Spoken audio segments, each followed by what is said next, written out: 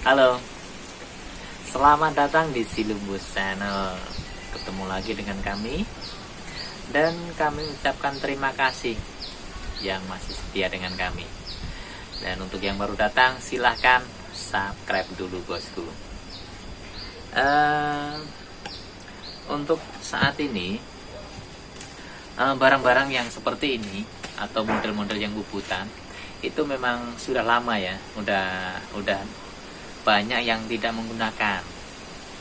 Tapi ternyata kali ini kita masih dapat project untuk bikin meja makan yang bundar, untuk posisi kakinya pakai bubut.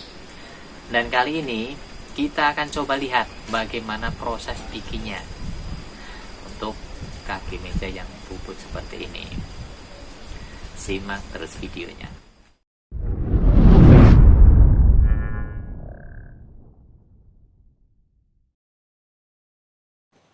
Ini untuk beberapa jenis alat tata yang digunakan. Sebenarnya variannya nggak banyak sih, cuma ini banyak modifan dan juga banyak serepnya. Kita let's go.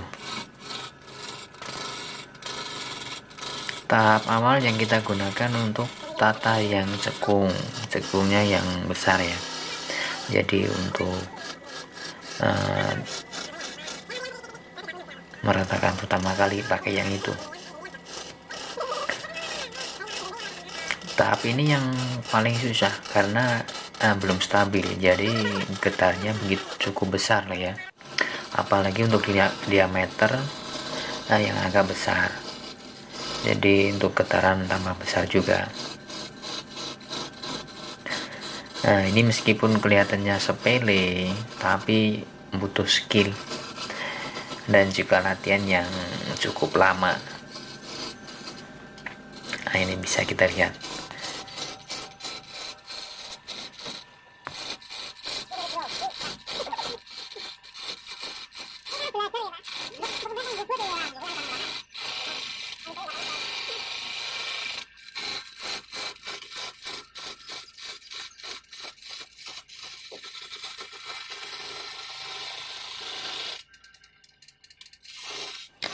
Ini kita usahakan sampai rata ya.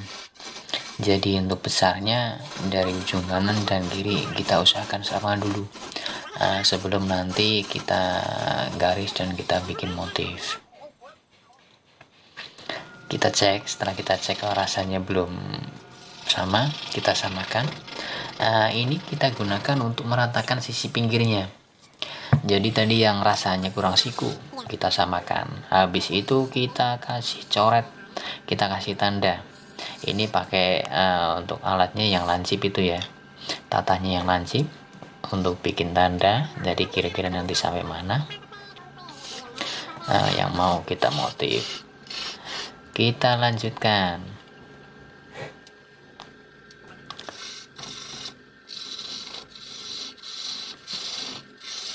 Nah, setelah kita kasih tanda tadi, kita lanjutkan ini pakai alat yang tata yang cekung yang kecil. Untuk bikin cekungan yang kecil dan juga bisa dalam, kita pakai yang kecil aja dulu.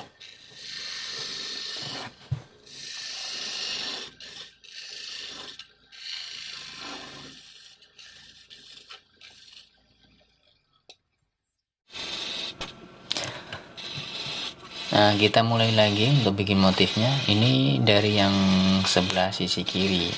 Nanti kita gunakan ini untuk bagian bawah ya. Jadi di bawah itu yang pangkal kakinya, di bawahnya itu ada, kita bikin motifnya nanti. Jadi untuk motifnya biar enggak rata lah ya, ada motifnya juga.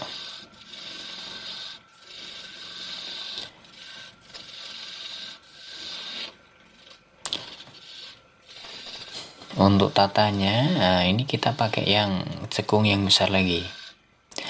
Jadi kalau kita mau buang yang agak dalam ya, buang-buang itu yang bisa tebal-tebal ya, biar cepat, itu kita pakai yang cekung yang besar. Untuk motif-motif yang agak-agak panjang ya pakai yang ini dulu. Jadi kita buat bikin terabas atau apa itu ya bahasanya ya, enaknya pakai yang besar ini.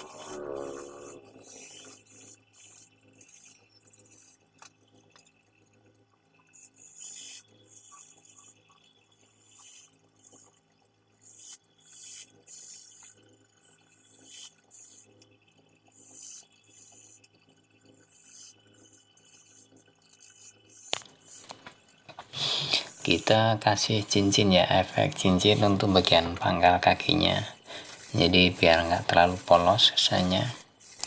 Ini juga bisa kita manfaatkan nanti sebagai garis pembatas saat kita bikin mortisnya ataupun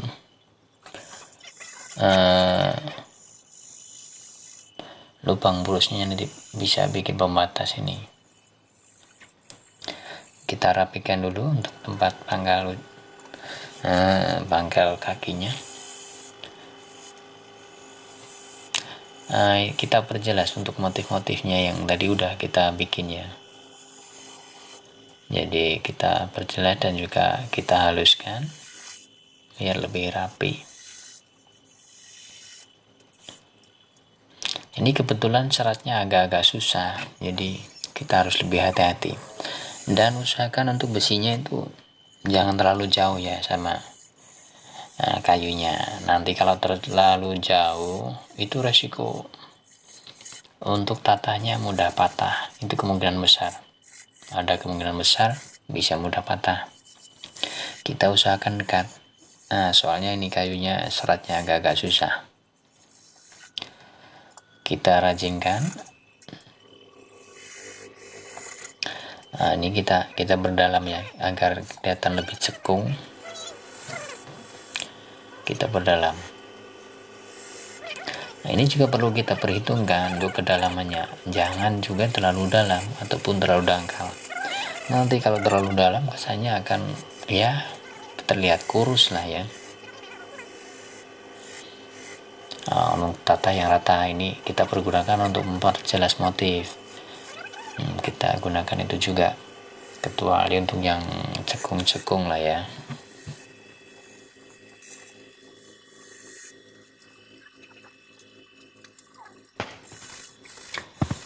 Ini kita bersihkan dulu untuk yang bagian atas. Space-nya kita kasih untuk 10 cm. Nanti buat bahan tatakan daun mejanya.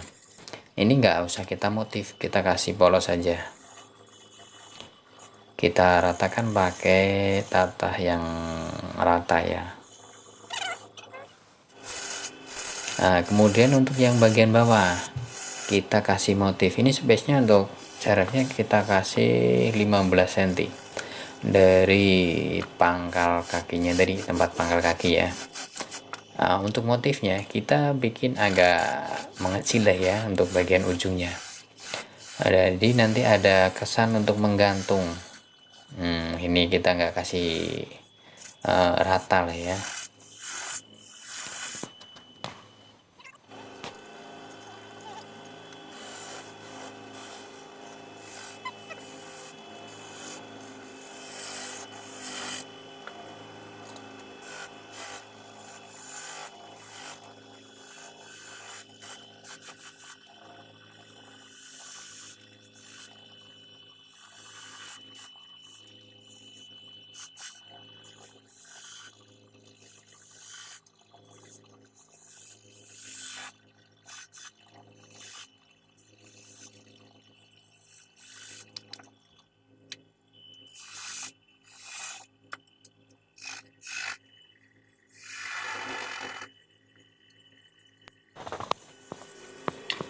Setelah motifnya selesai, kita amplas biar nanti hasilnya lebih bagus. Kita amplas.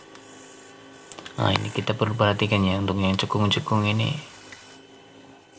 kita amplas. Ini bisa kita gunakan amplas yang nomor 100, grade 100 juga gak masalah.